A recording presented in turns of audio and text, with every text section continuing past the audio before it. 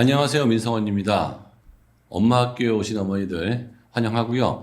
지금 공부법은 단순한 정보가 아니고 아이들과 엄마 함께 공부할 수 있는 그런 내용이기 때문에 어머니들이 보시고 좋은 내용이라면 자녀들에게 꼭 보여주시기를 바라겠습니다.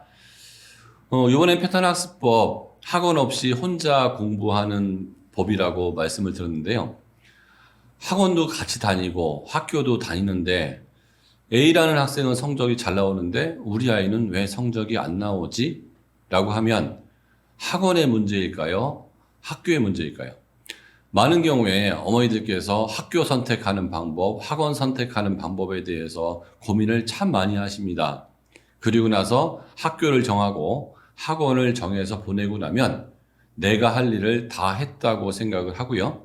아이들도 난 어느 고등학교 다니니까 학원 어딜 다니니까 다 잘 되겠지라고 하는데 그 학교에서도 좋은 성적을 내는 아이들은 소수고 학원 역시 모두가 좋은 성적을 내는 건 아니죠. 그 원인은 어디에 있을까요? 학교나 학원도 선택, 물론 굉장히 중요합니다. 하지만 학교에서 배운 것, 학원에서 배운 것을 혼자서 공부해서 내 걸로 만드는 곳에서 효율성이 발휘되지 않는다면 많은 것들을 배운 것들이 별로 의미 없는 행동으로 바뀔 수도 있습니다. 그래서 학원을 아예 다니지 말라는 얘기가 아니고요. 학원을 다니든 학교를 다니든 혼자 공부하는 시간이 굉장히 중요하고 이걸 잘 확보한 후에 어떤 식으로 제가 늘 강조하는 거죠. 뭘 하면 좋다가 아니고 어떤 식으로 해야만 좋은 결과를 나타낼 수 있는지 읽는 법부터 시작해서 교과서, 문제집 푸는 법까지 매우 실용적인 강의를 할 테니까요. 잘 들어주시고 중간중간에 궁금하신 것들은 댓글로 물어봐 주시면 저희가 해결해 드리도록 노력을 하겠습니다. 안녕하세요. 민성원 연구소 교육부장 이지수 선임 컨설턴트입니다. 얼마 전에 제가 중3 학생 어머님을 한번 상담한 적이 있습니다. 어머님이 말씀하시기를 방문을 열어볼 때마다 아이는 틀림없이 책상에 앉아서 공부를 열심히 하고 있는데 성적이 안 올라서 속상하다고 이야기를 하시더라고요. 제가 이 아이를 관찰한 결과 굉장히 열심히 하고 있는 것도 맞고 엉덩이가 짓무를 때까지 앉아 있는 것도 맞아요. 근데 이 친구는 굉장히 무작정 열심히 하고 있는 스타일이더라고요. 그래서 저는 공부 원리에 입각해서 이 아이를 관찰하고 그 원인, 공부가 안 되는 원인을 분석하고 솔루션을 제공해서 아이 성적이 안정적으로 오르는 경험이 있습니다. 오늘 이 공부 원리 우리가 배우고 익히고 그리고 시험 보는 것 중에서 본인이 익히는 단계에 해당하는 공부 원리 굉장히 중요한 5가지를 공부를 할 건데요. 자, 먼저 이해하고 그리고 정리하고 암기하고 적용해보고 점검하는 이 각각 5가지 단계를 저희가 굉장히 친절히 안내할 테니 어머님과 학생들은 꼭 강의를 잘 들으시고 이 공부법을 적용해서 우리 신학년 새학기에는 좋은 성적을 얻도록 그런 결과가 있었으면 좋겠습니다. 먼저 이제 공부법 1단계 교과서 내용을 읽고 이해하는 단계입니다. 교과서 독해법이라고 되어 있는데요, 소장님. 어휘 정리, 독해의 기본은 어휘죠. EBS 교재 중에서도 어휘가 독해다라는 그런 교재가 있을 정도로 이제 가장 기본인데요. 어떠신가요? 저는 예습을 하려고 그럴 때 전체적인 공부를 다 하기보다는 대충 어휘 정도만 정리하고 수업을 들어도 수업 내용이 수월하게 들어올 수가 있거든요. 그런데 우리 아이들이 어휘 정리를 잘 못하는 경우가 많아요. 그렇다고 어휘 정리를 하기 위해서 모두 사전을 찾을 필요도 없거든요. 요즘 자습서나 참고서 보면 얼마든지 어휘가 여기저기에 잘 정리가 돼 있어요. 그런데 글을 읽을 때, 소설을 읽을 때는 추론으로 글을 읽어도 상관이 없어요. 그런데 교과서는 시험이 나오는 영역이기 때문에 정확하게 읽지 않으면 나중에 문제가 될 수가 있거든요. 그래서 최소한 교과서나 참고서라고 한다면 내가 읽는 그 지문 내지는 본문에 있는 어휘 중에 모르는 게 있으면 안 되고요. 그 모르는 게 있으면 반드시 체크를 하고 넘어가야 되고 더더욱이 그 어휘를 사전적인 의미로만 아는 것도 굉장히 중요해요. 그런데 어떤 어휘들은 사전적인 것 이외에 좀 더 자세하게 알아야 될 전문 어휘들도 있거든요. 그런 것들은 뭐 네이버를 찾아보든 아니면 참고서를 찾아서라도 정확하게 알아야 되는데 잘못된 어휘 하나를 갖고 계속 공부를 하다 보면 내가 잘못 해석을 할 수 있다는 거죠. 예를 들어서 지양하고 지향이라고 하면 이거 국어에서 많이 나오는 그런 그 함정 문제에 나오는 거거든요. 지양이라는 것은 하지 말라는 거고 지향이라는 것은 그쪽으로 향하니까 하라는 거잖아요. 그러니까 지향은 부정적인 뜻이고 지향은 긍정적인 뜻인데 이거 대충 읽다 보면 누가 지적해주지 않으면 모르는 경우가 많거든요. 그런데 제가 수업을 하다 보면 부모님 입장에서는 당연히 알아야 될 것 같은 말을 의외로 모르는 경우가 많이 아이들한테 있어요. 그래서 혹시라도 조금이라도 이상한 어휘들은 그 책에서 동그라미를 쳐놓고 점검해 나가는 식으로 공부하는 게 의미가 있고요. 다만 이건 우리말 어휘이기 때문에 영어 어휘처럼 이렇게 외운다는 마음까지 갈 필요는 없을 것 같습니다. 읽고 그냥 지나가도 된다는 거죠. 얼마 전에 제 지인이 아마 그런 얘기를 하더라고요. 아마 소장님 강연을 들은 것 같아요. 그 어머니가. 그래서 그 초등학교 때부터 전과에 나온 모든 어휘들을 노트에 정리하고 이런 것들을 짧은 글짓기를 했더니 이 아이가 결과적으로는 서울대 국문학과가 아니라 수리과학부에 네, 그 입시에 성공을 했다는 얘기를 들었는데요. 중요한 것 같아요. 진짜 고3 수능을 보더라도 작년 2022학년도 수능에서 9번과 17번 문제가 정확하게 어휘를 묻는 문제였거든요. 의외로 어머님들이 아셔야 되는 게 아이들이 부모님 세대랑 다르게 한자어라든지 이런 것들에 대한 이해가 굉장히 짧더라고요.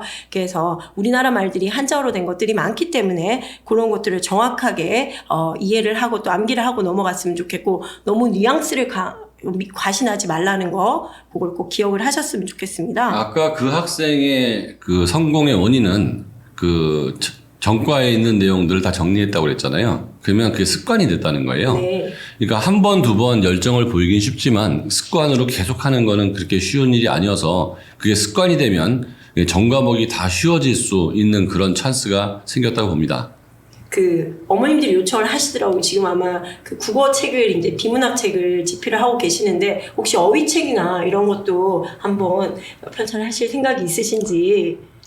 저는 그 국어 관련된 책을 제가 쓰는 이유 중에 하나는 시중에 나와 있는 교재 정말 되게 좋은데 제가 가르치다 보니까 좀 쉬워요. 네. 좀 쉬워서 우리 아이들 수준이 생각보다 꽤 높습니다. 그래서 걔네들이 충분히 생각할 수 있는 그 비문학 독서 책을 쓰고 있는데 거기에는 이제 배경 지식하고 문장 구조 분석, 어휘 요 세 가지를 집중을 하는데 그럼에도 불구하고 어휘는 너무 중요한 거기 때문에 어휘책도 따로 쓸 계획을 갖고 있어요. 근데 먼저 이제 비문학 독서책을 먼저 쓰게 되는데 네. 그 비문학 독서하고 이제 독서, 그러니까 우리가 아이들이 책을 보는 것과 국어 시험을 보는 것을 굉장히 동일시하는 경우가 되게 많은데요. 우리가 소설책을 읽을 때는 사실 어휘를 다 찾아 읽는 것은 그렇게 바람직한 것 같지는 않아요. 왜냐하면 소설책을 읽을 때는 책에 푹 빠져야 되거든요. 그럴 때 사전을 찾고 이러는 작업이 오히려 약간의 방해가 될 수 있지만 그렇죠. 교과서 공부를 하거나 그럴 때는 다른 방법으로 공부해야 됩니다. 자, 이제 다음 한번 넘어가 볼까요? 눈이 아니라 머리로 읽는다라고 했습니다. 그 국어 영역을 굉장히 잘 보는 아이들의 특징이 있어요. 항상 그 머리로 독해하고 분석이 한 몸처럼 이루어지는 학생들을 보게 되거든요. 이런 습관들을 가지기 위해서 어떻게 하면 좋을지 아래쪽에 두 가지 방법이 제시된다고 생각합니다. 제시된 지문을 문단별로 일단 나누는 거죠. 그렇죠. 그러니까 눈이 아니고 이제 머리로 읽는다는 것은 나 그 책 봤어. 아, 네. 예, 그 글자도 보고 여백도 보고 문제가 네 문제 있다는 걸 본 거는 눈으로 본 거죠. 그리고 눈으로 글자를 다 읽는데 발음을 못 하겠어요. 하지만 머리가 같이 돌아가지 않으면 보지만 이해되지 않았다. 수업 시간에 귀를 막고 있지 않는 한 네. 선생님의 수업은 들렸죠. 그건 귀로 듣는 거고 그게 머릿속에서 내 것이 됐으면 이해가 되는 거잖아요. 그래서 머리로 읽어야 그 이해가 되는 거거든요. 이해가 된다는 것은 그때부터 문제를 풀거나 기억을 할 수 있는 단초가 되는 거예요. 그러니까 눈으로 보는 것은 이해하기 위해서 보는 건데 제가 국어 시간에 그 국어를 썩 잘하지 못하는 아이들을 보면 글자를 읽어요. 그리고 봤는데 이해가 안 된다고 그래요.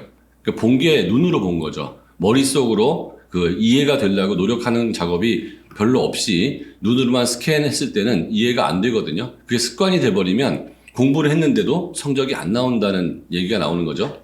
그 다음에 글을 읽을 때 저는 반드시 연필이나 펜을 가지고 글을 읽으라고 하는데요. 일단 문단이 있으면 문단 끝에다가 표시를 하든지 아니면 문단과 문단 사이에 줄을 긋든지 네. 그런 식으로 해서 첫 번째 문단, 두 번째 문단, 세 번째 문단, 네 번째 문단을 일단 나눠 놓는 게 중요해요. 물론 앞 한 칸 띄우기를 했기 때문에 1문단, 2문단, 3문단, 4문단이 눈에 들어오기도 하겠지만 이거는 국사든 과학이든 영어든 상관이 없이 모든 과목에 쓸 수 있는 방법인데요. 저는 예를 들어서 문단이 있으면 이런 식으로 문단별로 이제 줄을 이렇게 칠하고 표시를 하고요.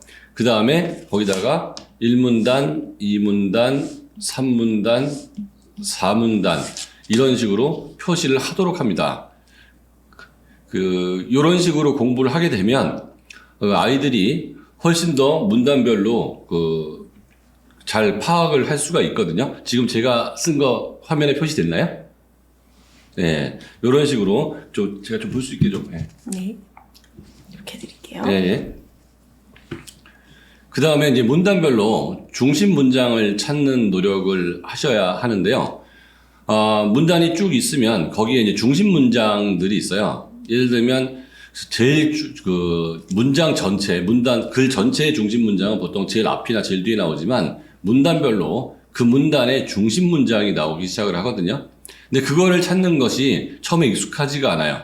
잘못해서 밑줄을 치다 보면 전부 다 치기는 아이들도 있거든요. 그래서 중심 문단이 있으면 그 부분에만 딱 줄을 치는 거죠.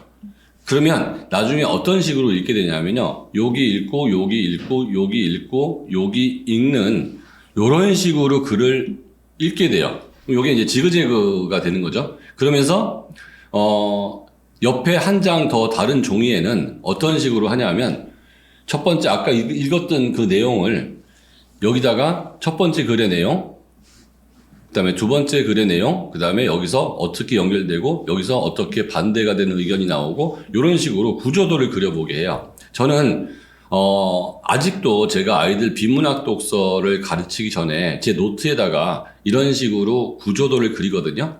그렇게 구조도를 그려놓으면 전체 글이 어떤 흐름을 통해서 내려가는지를 잘 알게 돼서 여러 번 읽지 않고 한 번을 읽을 때 전체적인 맥락을 파악할 수 있게 되고요. 특히 이런 순서도나 구조도 같은 경우는 복잡한 과학이나 기술 지문을 읽을 때는 아주 유용한데요. 그래서 저는 아이들한테 수업을 할 때 항상 첫 번째 문단을 읽고 나면 초등학교 학생들 같은 경우는 중심 문장 같은 걸 찾는 걸 힘들어하기 때문에 제가 중심 문장에 몇 줄 치라고 하고요. 그 다음에 문단이 끝날 때마다 그 문단의 주요 내용을 적게 합니다. 처음에 아이들은 따라서 쓰기만 하거든요. 그런데 이런 세월이 6개월, 1년 지나다 보면 어느 게 중심 문장일까 그러면 90% 이상 정확하게 찾아요. 그리고 이 문단의 주요 내용은 뭐냐라고 하면 그것도 찾습니다. 저는 국어 시간 속에서 이런 훈련을 시키다 보면 이 연습이 사회나 과학, 영어나 수학에서도 연결이 되기 때문에 아이들은 한 번 읽었을 때 이렇게 훈련이 되지 않았던 아이들보다 훨씬 더 많은 것들을 가져가는 걸 봅니다. 이런 연습은 고등학교 3학년 아주 어려운 비문학 독해까지 올라가는데 중요한 바탕이 되는 거죠. 문단은요, 작가가 중심 문장과 그리고 뒷받침 문장을 통해서 작가의 중심 의도를 우리가 파악해내는 그런 과정을 거치면 되는데요. 집에서 혼자 공부할 때는 중심 문장 찾는 것들이 어렵다는 학생들이 있거든요. 그럴 때는 저는 이렇게 시켜봐요. 일단은 중심 문장 찾은 것을 다 연결해봐서 글 전체가 굉장히 합리적이고 논리적으로 흐름이 완성이 된다면 그게 중심 문장을 잘 찾은 거라고 이렇게 몇 가지 연습들을 통해서 중심 문장 찾는 것들을 완성시키면 됩니다. 그리고 이제 교과서에 나오는 글들이나 아니면 국영수, 사과에 나오는 거의 대부분의 글들은 참 정돈이 잘 된 글들이에요. 네, 맞아요. 그래서 정돈이 안 된 글들은 중심 문장이 없는 경우도 많습니다. 근데 우리가 아이들이 좀 배우는 글들은 거의 다 정돈이 잘 된 글들이기 때문에 각 문단별로 거의 대부분 중심 문장이 있고요. 그 중심 문장을 잘 이어 놓으면 전체 맥락을 파악하는 데 도움이 됩니다. 그리고 이런 거를 구조도로 적어보면 훨씬 더 글 전체가 이해가 잘 되고 전체가 이해가 된다는 것은 수업을 본 거고 그 다음에 강론으로 들어가면 훨씬 더 이해가 쉬워지거든요. 그래서 이런 내용들은 초등학교나 중학교 국어 시간에 주장하는 문장, 그 다음에 뒷받침하는 문장 이런 식으로 설명문이나 논설문을 쓸 때 어떻게 써야 되는지, 어떻게 읽어야 되는지에 대해서 자세히 배우는데, 그거는 그거대로 배우고, 일상적인 설명하는 글, 사실 교과서가 설명하는 글이잖아요. 그때 써먹지 않는 경우가 많습니다. 자세한 내용을 국어 교과서를 통해서 배운 거를 다른 쪽에 응용했으면 좋겠고요. 그리고 나서 저는 이해한 내용을 다른 사람에게 설명해 보라고 하는데요. 제가 인문사회 같은 수업을 하게 되면 굉장히 많은 지식이 그 3시간 동안에 아이들한테 가게 돼요. 그러면 저는 숙제는 내주지 않는데 꼭 이렇게 얘기합니다. 집에 가서 너를 칭찬해 줄 수 있는 사람에게 잘난 척을 해라. 그러니까 너를 그 싫어하는 사람에게 오늘 배운 걸 얘기하면 굉장히 기분 나빠할지 모르겠으나 너의 형제나 너의 부모 같은 경우에는 너를 응원해 주니까 오늘 배운 거를 잘난 척을 많이 해라. 그리고 나서 어떤 식으로 부모님이 반응하는지에 대해서 얘기 좀 해달라 이렇게 얘기하거든요. 그러니까 배우고 나서 그거를 누구한테 얘기하는 거는 일단 내 머릿속에 조직화된 생각이 들어있지 않으면 내가 이해했다고 생각하지만 말로 잘 나오질 않아요. 그래서 말을 하는 그 자체도 의미가 있지만 말을 하기 위해서 머릿속에 조직화시키는 게 굉장히 중요해요. 공부를 했을 때 막상 안다고 생각하는 경우가 있는데 사실은 모르는 경우가 되게 많거든요. 그걸 확인하는 방법이 말로 누구에게가 설명하는 건데 얘기할 사람이 없으면 어떻게 하느냐?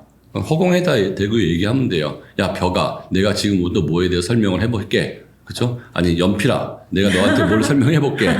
그러고 나서 얘기하는 거. 이거 제가 많이 썼던 방법이거든요. 사실 제가 공부법을 이렇게 생각했던 그 결정적인 계기는 사실은 저는 공부를 이렇게 좋아하거나 많이 하는 스타일은 아니었어요. 고등학교 3학년 때는 정말 많이 했지만, 고등학교 3학년 이전에 그렇게 많이 하지 않았는데, 저는 노는 거 좋아한다고 그랬잖아요. TV도 봐야 되고, 여행도 가야 되고, 다 해야 됐어요. 그러면 나머지 시간에 공부를 하기 위해서는 효율적으로 공부를 해야 되기 때문에, 저는 최근에 저한테 상담을 받으신 분들은 이해가 되겠지만, 저는 아이들한테 그러죠. 공부 많이 하라 하지 마라. 하지 마. 예, 공부를 아주 많이는 시험 때 잠깐 하는 거지. 평상시에 너무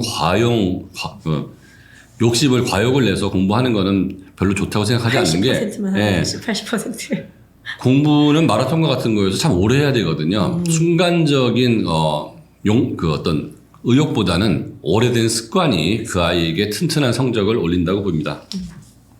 그 다음 이제 지그재그로 독해한다라고 했는데요. 오해하시면 안 돼요. 학생들 중에는 실제로 본문을 익혀보면은 이렇게 지그재그로 읽는 게 있는데 그게 아니라 이 말은 글을 읽으면서 동시에 그 내용을 바로 정리해라. 그래서 왔다 갔다 하면서 바로 그 체계를 만들으라는 뜻입니다.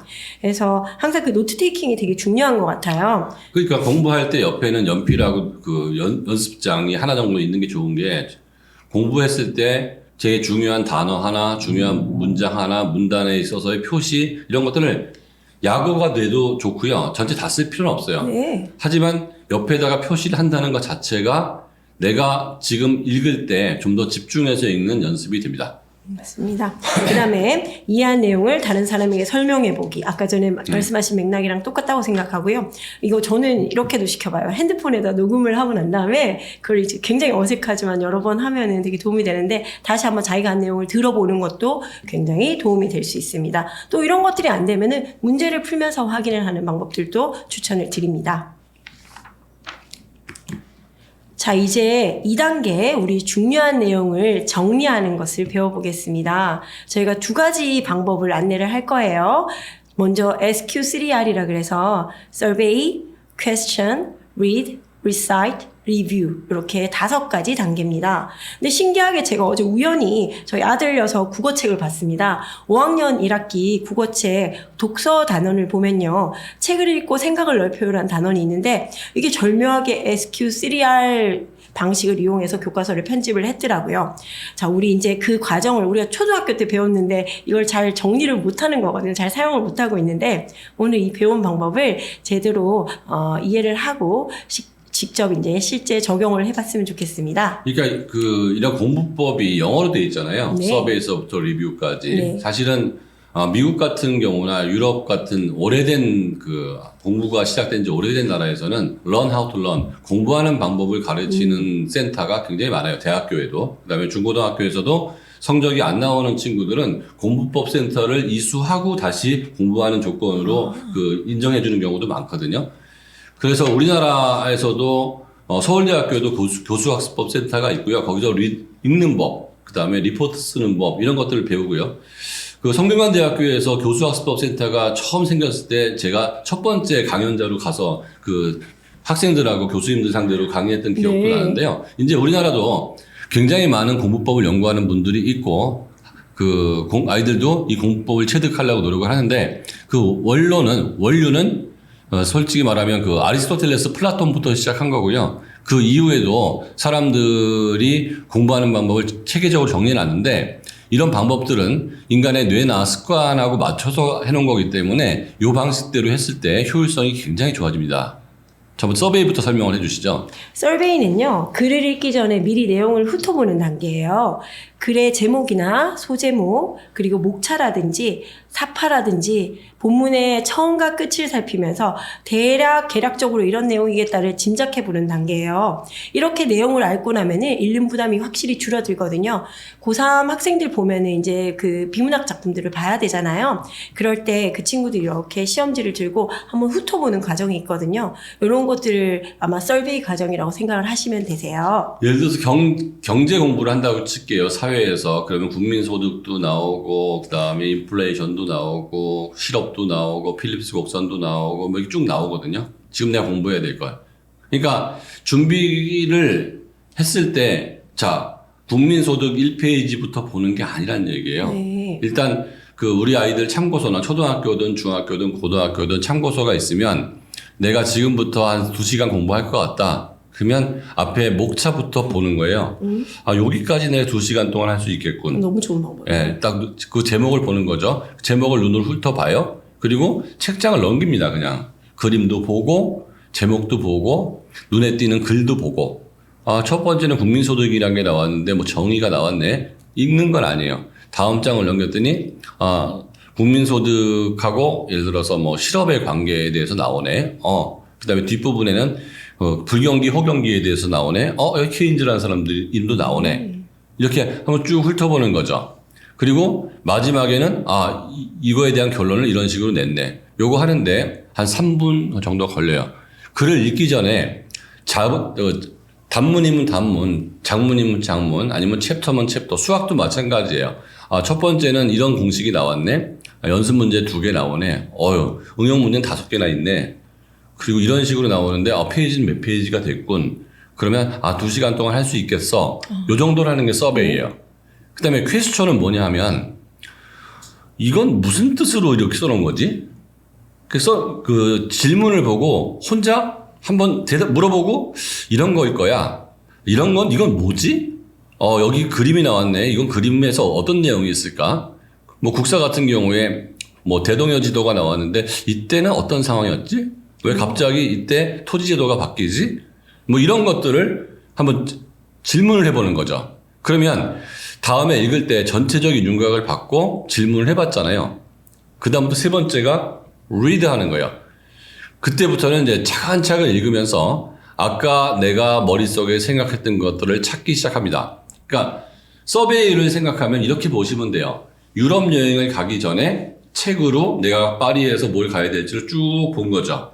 그러니까 직접 가기 위해서는 굉장히 많은 실질적인 시간이 걸리는데 집에서 비행기에서 책을 이렇게 읽을 때는 아주 자세히 읽어도 되고 대충 읽어도 되는 거죠. 네. 여기 가봐야겠군.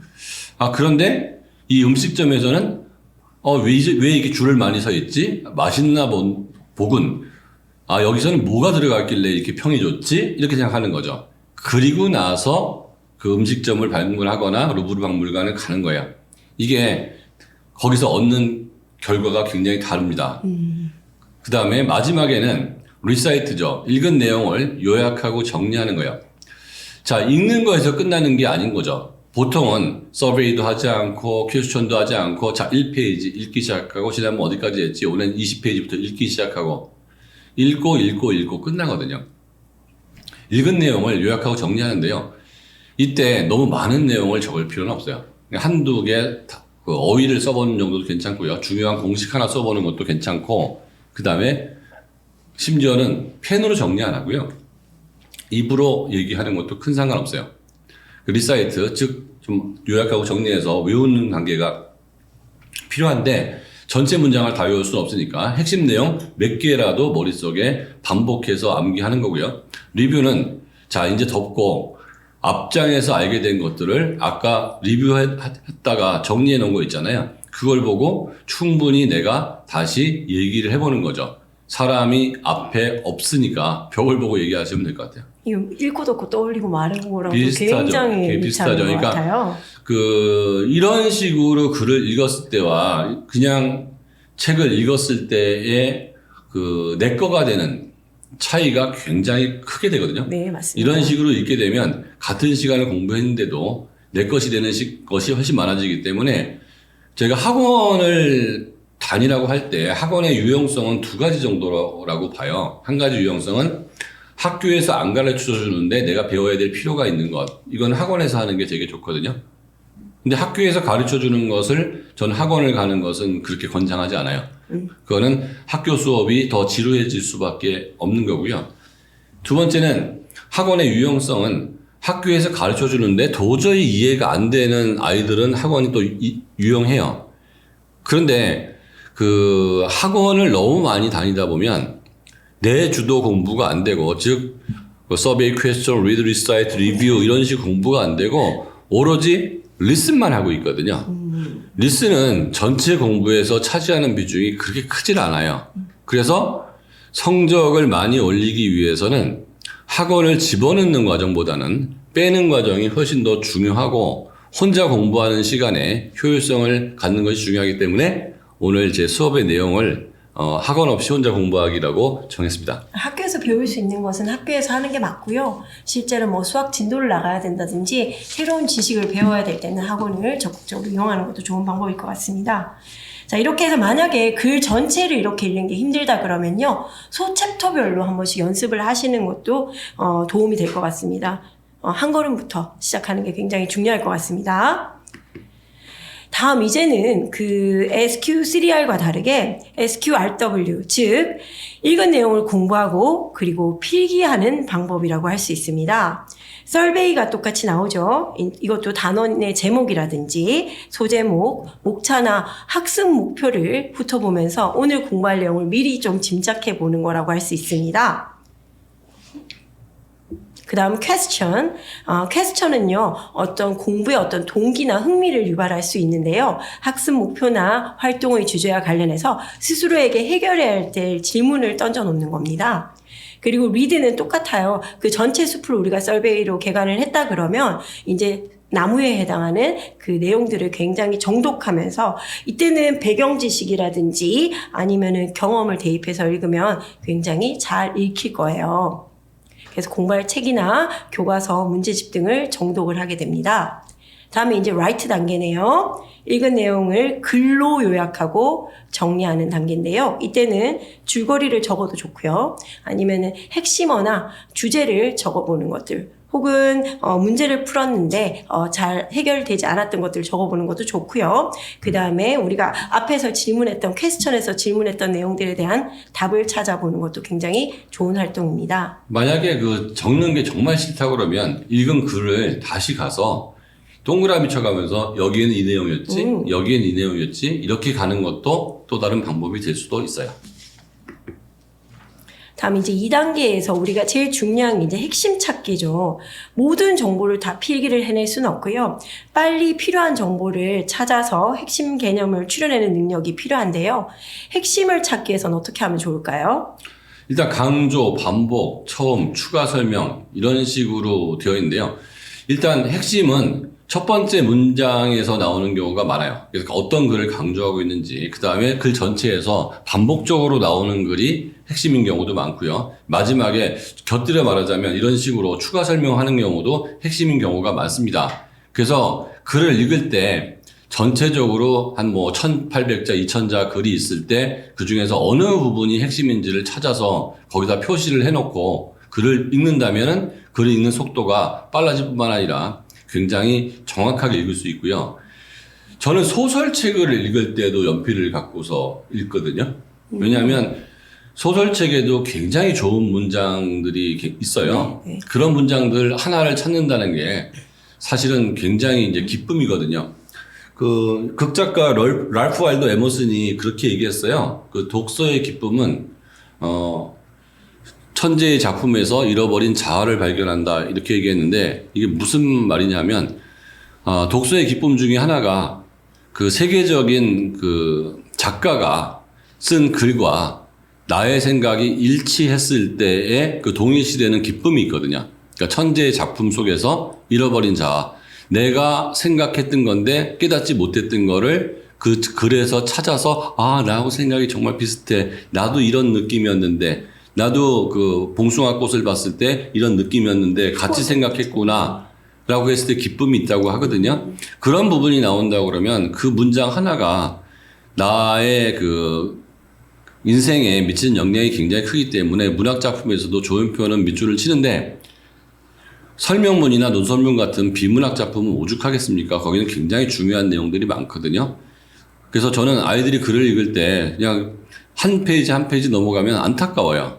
그거 다 알까 과연? 네. 정말 좋은 문장들은 밑줄도 한번 쳐보고 옆에다가 글도 써보고 이런 식으로 가는 게 중요하고요. 교과서를 읽을 때도 마찬가지예요. 교과서에 있는 모든 내용을 밑줄 칠 필요는 없지만 정말 중요하다고 생각되는 것은 간단하게 밑줄을 긋는 연습도 중요합니다. 뭐 형광펜이나 볼펜, 뭐 수성펜 사실 얻는 것도 좋은데요. 너무 밑줄을 많이 치면 별로 안 좋고요. 연필로 하는 것도 사실 큰 상관은 없어요. 그건 그 제가 뭐 볼펜이나 수성펜을 쓰라고 했는데 그건 사람의 취향이니까 어떤 것도 좋으니까 너무 많이 밑줄 치지 않는 범위 내에서 밑줄을 치는 연습을 해야 되는데 이 밑줄 치는 연습도 하다 보면 밑줄의 양이 줄어들기 시작합니다. 맞아요. 이게 공부 못하는 애들은 한 90% 밑줄을 쳐서 책 전체가 그냥 밑줄로 가는데 학년이 올라가고 성적이 올라갈수록 밑줄의 양이 줄어들죠. 보통 한 20% 이하로 제가 밑줄을 치라고 그러거든요. 그래서 굉장히 중요한 게 그냥 읽으면서 밑줄 치는 게 아니라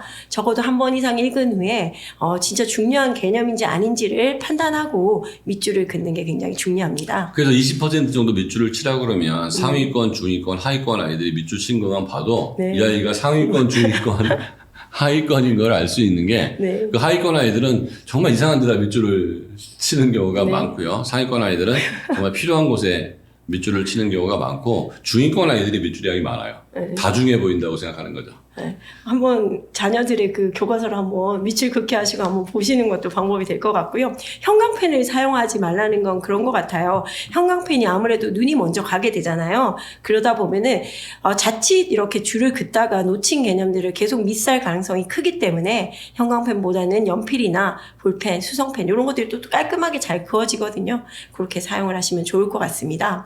그 다음에 우리 줄여쓰기인데요. 약어를 활용하라 그랬는데요. 저도 이렇게 했던 것 같아요.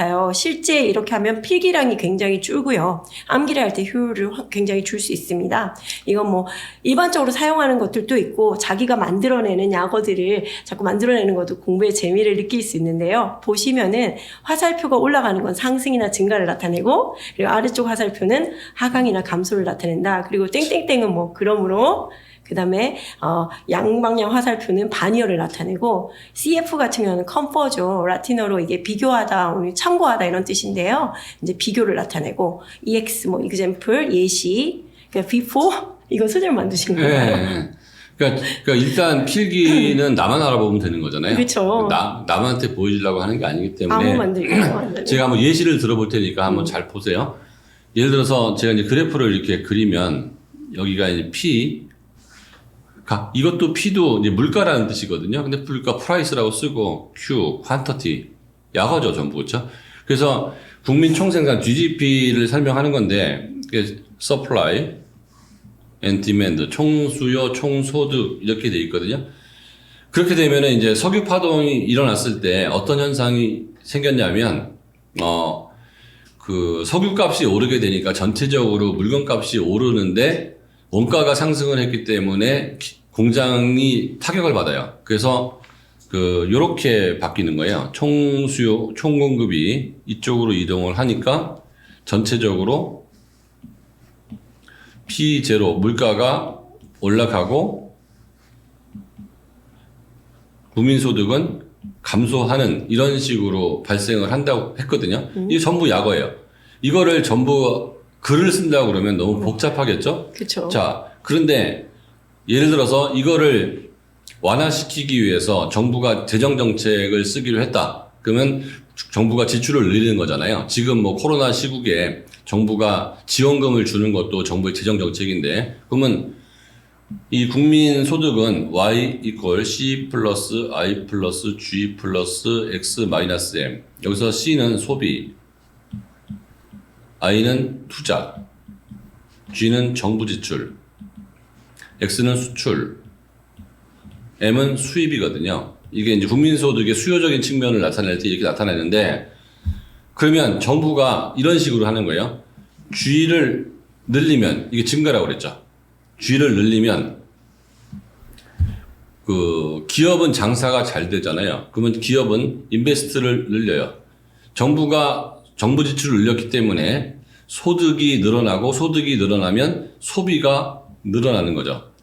그러면 기업은 매출이 늘어나게 돼요. 그러면 고용이 늘어나죠. 이런 식으로 표시를 하는 거예요. 그러니까 약어를 표시하면 한눈에 들어올 뿐만 아니라 필기가 굉장히 빨라지고 머릿속에 이해가 잘 될 수가 있거든요.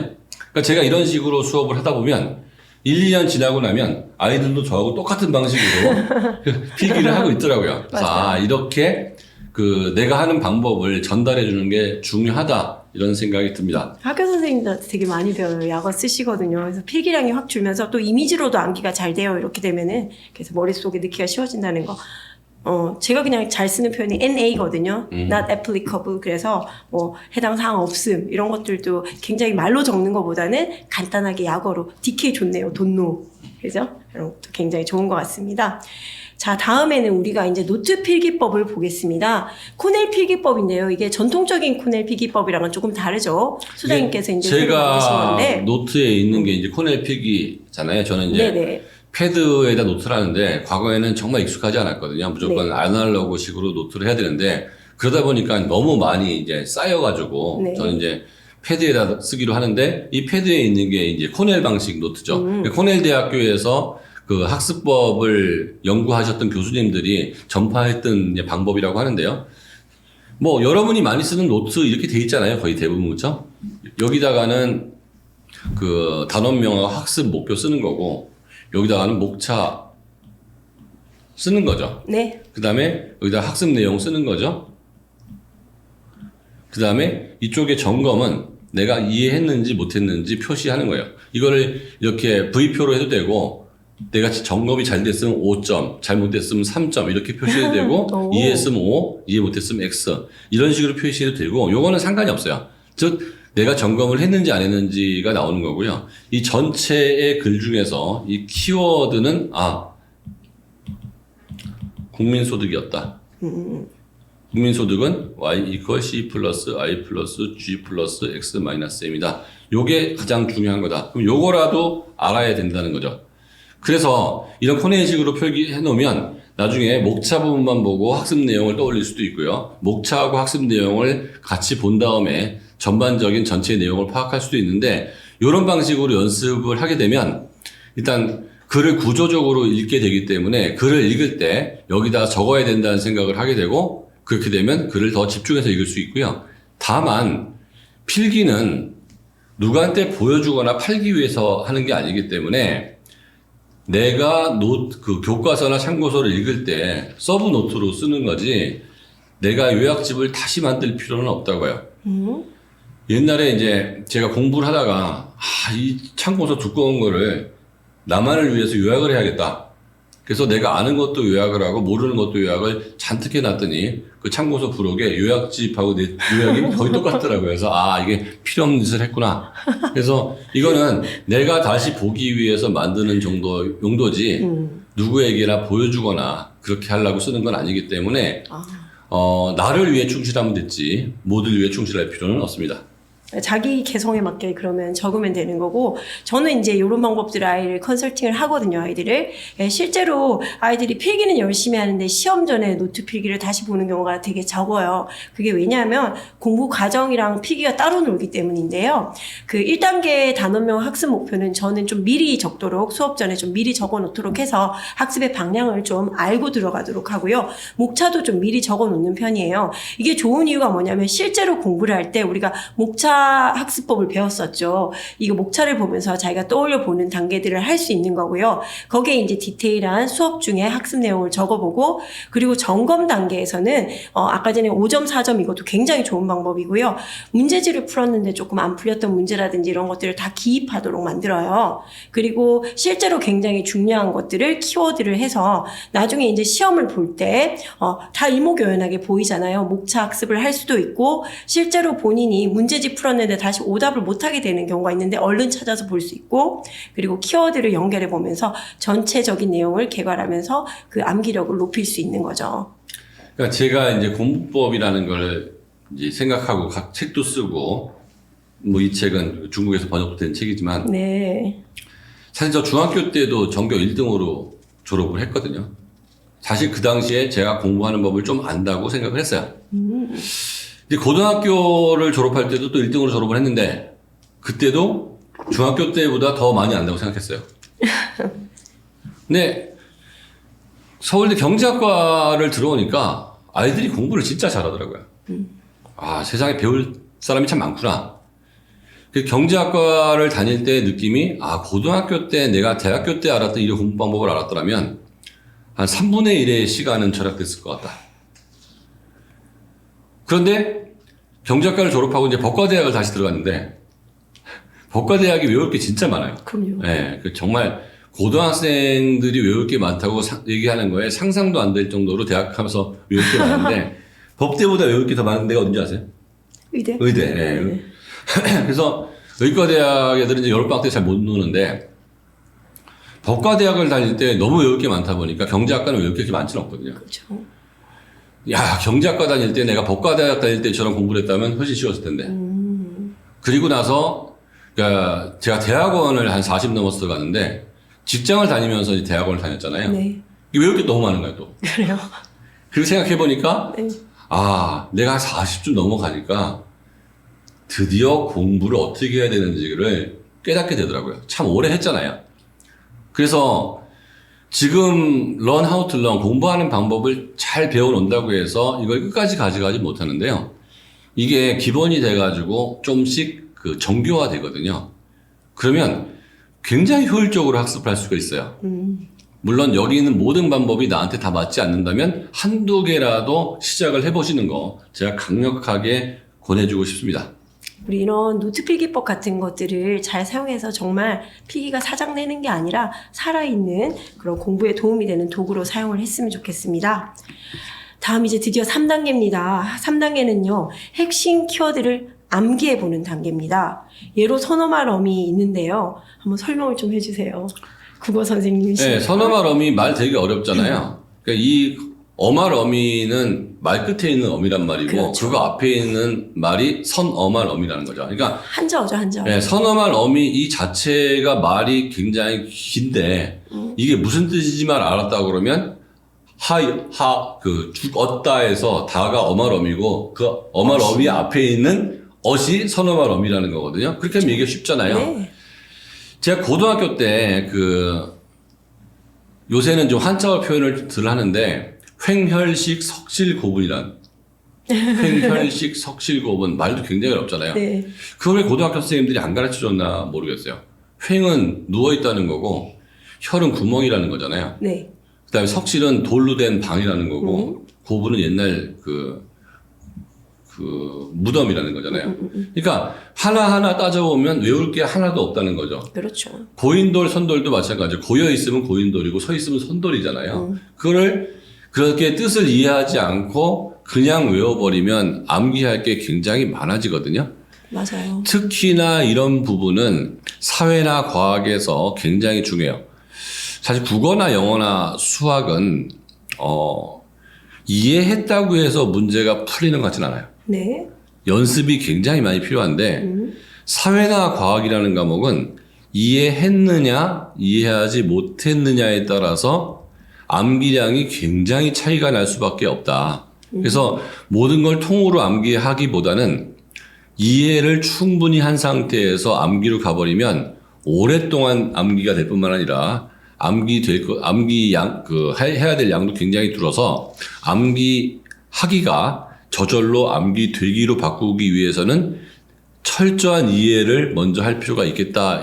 이렇게 갑니다. 암기량을 줄여나가는 거죠. 이해를 통해서.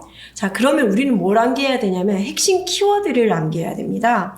내용을 완전하게 이해한 후에 키워드를 암기하고요. 이 핵심 키워드를 논리적으로 배열하면은 저절로 그 공부가 이루어지는 거고 암기가 완성된다고 할 수 있습니다. 이 고등학교 같은 경우는 일단 외워야 되는 정보량이 굉장히 많거든요. 근데 이 모든 것들을 외운다고 고생을 하지 말고 핵심 키워드를 잘 찾고 그런 것들을 배열해서 서술형도 이런 식으로 실제로 채점이 돼요. 그 내용을 똑같이 하는 게 아니라 핵심 키워드가 잘 들어갔는지 여부를 보면서 채점 기준이 달라지기 때문에 핵심 키워드를 찾는 것들 그리고 거기에 살을 붙여가면서 암기한다라고 생각하시면 되십니다. 예를 들어서 그 의무론을 보면 그러니까 윤리론이죠. 윤리론. 네. 공리주의라는 게 있죠. 많은 사람에게 이익을 주는 행동이 좋은 행동이다. 네. 공리주의라고 하면 키워드는 뭐죠? 공리주의죠. 네. 많은 사람에게 이익을 준다. 그 다음에 키워드가 나와야 될 게 벤담이라는 사람이 나오고요. 밀이라는 사람이 나와요. 네. 벤담은 양적 공리주의, 밀은 질적 공리주의. 그들이 주장하는 최대 다수의 최대 행복이라는 것이 있고 이거와 대척점에 있는 것이 또 칸트의 의무론이죠. 정언명법. 네. 누구에게 이익을 주고 안 주고가 중요한 게 아니고 해야 될 일을 해야 하는 것이 중요하다. 이런 키워드가 끝난 거거든요. 이게 머릿속에 얼개가 되어 있다고 그러면 나머지는 다 디테일이에요. 네. 그러니까 나머지 디테일까지 다 외우는 게 중요한 게 아니고요. 이거를 외우는 게 굉장히 중요하고요. 예를 들어서 경제학에서 GDP, 오늘 GDP 얘기 몇 분 나오는데 GDP는 한 나라 안에서가 키워드예요. 1년 동안이 키워드예요. 생산된이 키워드예요. 모든이 키워드고요. 재화와 서비스의 시장 가치의 총합이에요. 약 7가지 키워드가 있거든요. 이 키워드를 정확히 개념으로 이해하고 있다면 그 다음부터 한 나라 안에서의 의미, 그 다음에 1년 동안의 유량이냐 저량이냐의 의미 하나씩 다 풀어나갈 수가 있어요. 그런데 이 키워드 중에 어느 하나라 놓치면 전체적으로 이해를 못하는 경우가 있거든요. 그래서 핵심 키워드가 뭔지를 먼저 잘 파악하고 그것에 살을 붙여가 나가는 식으로 암기하는 것이 굉장히 중요합니다. 자, 그 다음에는 앞으로 가면서 뒤도 돌아봐야 한다는 건 약간 반복의 의미라고 할 수 있습니다. 제가 이제 학생들 보면요. 복화 암기시킬 때 이 방법을 많이 써요. 일단 제가 복화하는 방법을 알려드릴게요. 복화는 일단은 책을 펴서 개괄을 해야 됩니다. 자기가 알고 모르는 걸 정확하게 판단을 하고요. 거기다가 굉장히 옅은 형광펜으로 저는 이렇게 한번 표시를 하라 그러거든요. 외워야 될 것들, 즉 모르는 것들을 보도록 하고 그리고 다음에 또 기회가 되면 또 펴서 다른 색깔로 당연히 암기를 할 때는 모르는 거에 표시된 쪽에 눈이 가겠죠. 그럼 고기를 다시 다른 색깔로 또 안 외워진 것들을 다른 색깔로 올리고 그런 과정을 반복하도록 하는데 항상 이렇게 몇 대 1을 외우고 나면은 그전 것들을 자꾸 까먹는다고 해요. 그래서 그 하나를 외우기 전에 그 전에 이제 표시해서 굉장히 진하게 표시된 내용들이 있죠. 여러 가지 색깔이 칠해진 그것들이 잘 안 외워진 것들이니까 그래서 모르는 것들을 자꾸 줄여서 앞으로 가서 보도록 그런 표시를 계속 남기라라고 얘기를 하거든요. 분명히 진도를 나가는 것도 중요하지만 앞으로 가서 복습하기 위해서 뭔가를 남겨놓는 것도 굉장히 중요한 핵심 사항입니다. 제가 이제 특히 중간고사나 기말고사 아니면 고3들 수능 성적 잘 받는 방법 요령 하나 말씀드릴 테니까 이거 잘 들어보세요. 조금 어려울 수 있으니까. 예를 들어서 내가 봐야 될 책이 한두 권으로 정해져 있다면 네. 그거는 빠른 회독이 제일 중요해요. 빠른 회독. 그러니까 천천히 심화로 깊게 들어가 봤자 시간이 지나면 망각이 일어나요. 그러니까 망각이 일어나기 전 최대한 빠르게 처음부터 끝까지를 보고 다시 처음부터 끝까지 보는 식으로 회독이 들어가는데 두 가지 방식으로 같이 갈 필요가 있어요. 제가 고3들 쓰는 방법인데 내진도로는 그 수원, 수두, 미적분을 나가요. 그리고 학교 진도로는 그 수원 한참 있다가 수투, 미적분을 나가요. 네. 그 대신에 내 진도로는 수원, 수투, 미적분을 또 돌리는 거예요. 이게 병행해서 돌기 시작하면 앞으로 나가면서 뒤에 있게 보완이 되는 경우도 있고요. 이렇게 혼자서 공부할 때는 그 개념서로 앞으로 밀고 나가고 문제집으로 다시 그 다음 날 정도에 다시 밀고 들어와요. 그러니까 내가 1단원에서부터 3단원까지 했다고 그러면 문제집은 1단원부터 시작을 하는 거죠. 한 템포 늦게 다시 뒤로 와서 내가 나간 거를 여기 점검하게 만드는 방법도 또 하나 방법이고요. 그 반복을 10번을 하는 것보다 3번을 그 테스트하는 게 낫다. 자, 반복을 할 때 우리 아이들이 올바르게 반복을 하는 경우를 거의 본 적이 없어요. 이 반복을 할 때 보면 일단 한번 본 거에 대한 그 선입관이 있기 때문에 본 건데 뭐라고 생각을 하죠. 아, 네. 그리고 역시 어떤 오류를 하냐면 본 건데 아는 거를 다시 봐요. 왜냐하면 아는 거를 볼 때는 마음이 편하고 모르는 걸 볼 때는 고통스럽기 때문에 그렇죠. 누구도 공부할 때 고통스러워 하고 싶지 않아요. 그리고 모르는 걸 본 다음에 그때 정리를 잘 했다 그러면 모르는 게 아는 거로 바뀌어 있을 텐데 대부분의 아이들이 맞았는지 틀렸는지에 너무 집중을 해요. 내가 이번에 몇 개 맞았어요. 몇 개 틀렸어요. 찍어서 맞은 것도 맞은 거고요. 그 아이한테는 그 아는데 틀린 것도 틀린 거예요. 그런데 이게 해결이 됐다 그러면 찍어서 맞은 거는 틀린 걸로 돼야 되거든요. 그럼요. 왜냐하면 엄마들의 어떤 관심사 때문에 그런 것 같아요. 요번에 몇 점 맞았니에 집중하기 때문에 아이들은 나 하나밖에 안 틀렸어요로 방어가 들어간다는 거죠. 그러니까 틀린 게 뭔지 이해가 됐니라고 엄마가 물어보는 습관을 가져 있다 그러면 틀린 게 이제 이해가 됐어요. 내가 어느 부분이 잘못돼서 틀렸어요라고 대답을 했다면 굉장히 좋았을 텐데 2개나 틀렸네? 이런 식으로 본다는 거죠. 그러면 이 아이는 뭐 실수했어요. 아니면 찍어서 맞춘 것도 맞았다니까요. 라고 갈 수가 있거든요. 그래서 제가 이제 국어를 가르치면서 아니면 인문사회를 가르치면서 제가 제일 중요하다고 생각하는 제 수업의 핵심은 매우 자주 아이들한테 물어보는 거예요. 심지어는 15분마다 한 번씩 물어볼 때도 있고요. 정기적으로는 2주에 한 번씩. 한 주는 수업 나가고 다음 주는 테스트를 하는데 엄마들이 그렇게 얘기할 때 있어요. 아, 테스트를 왜 수업 시간에 하시냐고. 수업 시간에 선생님이 수업을 하셔야지. 그래서 저는 그렇게 얘기하거든요. 수업을 하는 가장 큰 이유는 성적을 올리는 건데, 성적을 올리는 가장 좋은 방법은 테스트를 하는 건데, 이 아이들한테 테스트를 집에서 해오라고 하면, 이런 집중력과 노력으로 테스트를 하지 않고요. 제가 여러 명을 같이 테스트를 하면, 내가 아이들한테 누군 몇 점인지를 알려주지 않아도 스스로 슬쩍슬쩍 눈치로 다 알아요. 그렇죠. 그래서 자기가 이 중에서 오늘 같이 공부한 것 중에서 더 잘했구나 못했구나를 알기 때문에 매우 집중을 하거든요. 저는 그 영어 공부가 어느 정도 되는 아이들한테는 모의고사만 봐도 충분하다고 하거든요. 왜냐하면 모의고사를 볼 때 이것도 시험이라고 대학 입시에 관계도 없는 거지만 어쨌든 간에 점수가 나오는 시험이라고 아이들 안 틀리고 싶어 해요. 긴장하죠. 또. 안 틀리고 싶어 한다는 것은 리딩을 매우 집중해서 해요. 그러니까 리딩 책을 읽을 때보다 모의고사를 읽을 때 훨씬 리딩을 집중하거든요. 그리고 단어도 시험을 본다고 생각했을 때 단어를 외우는 것과 그냥 외우는 것은 차이가 굉장히 많이 납니다.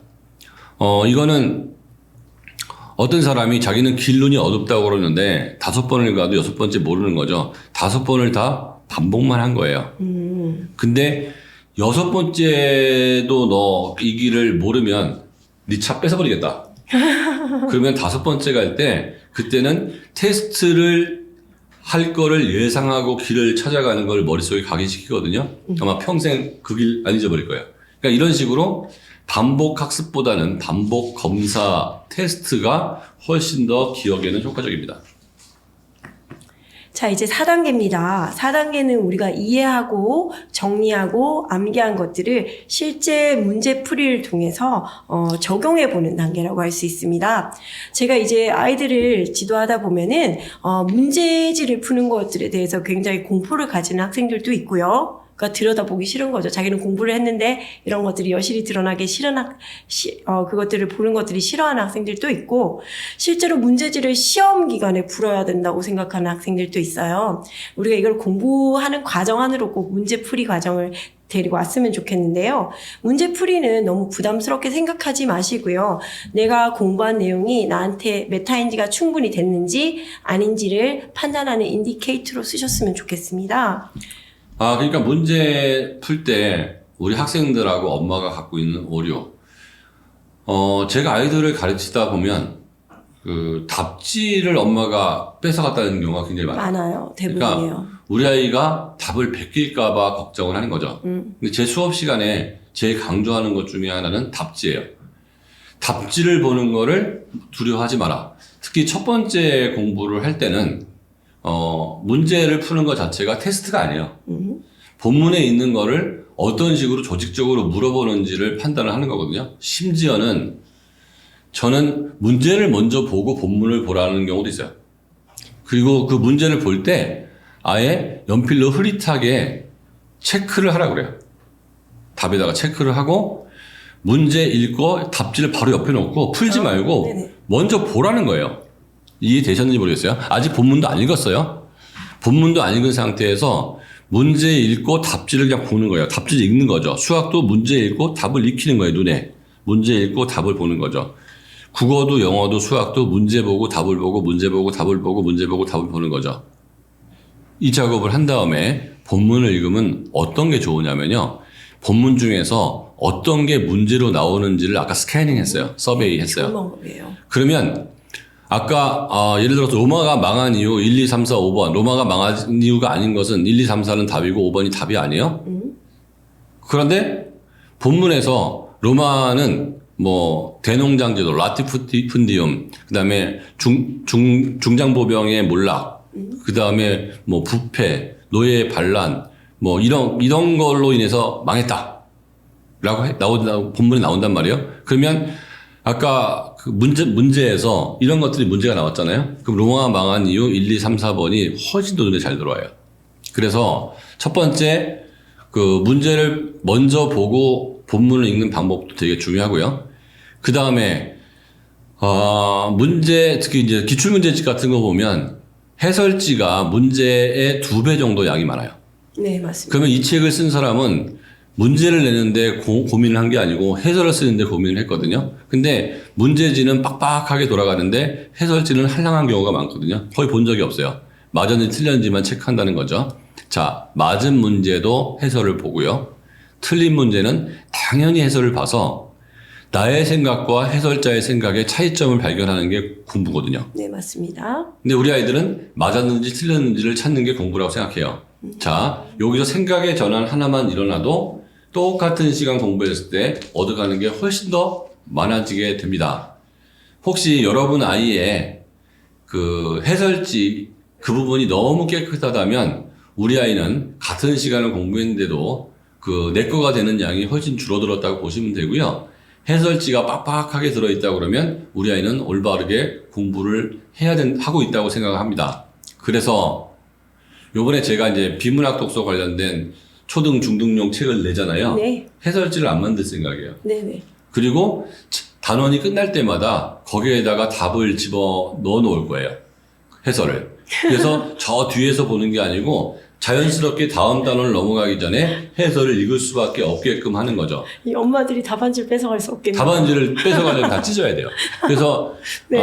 본문이 나오면 바로 테스트가 있고 테스트가 끝나면 바로 해설이 나와서 네. 스스로 반성을 하게 만들고 다음 본문으로 나가게 되면 사실 뭐 많은 심리학자들이 우리 아이를 믿어라 얘기하는데요.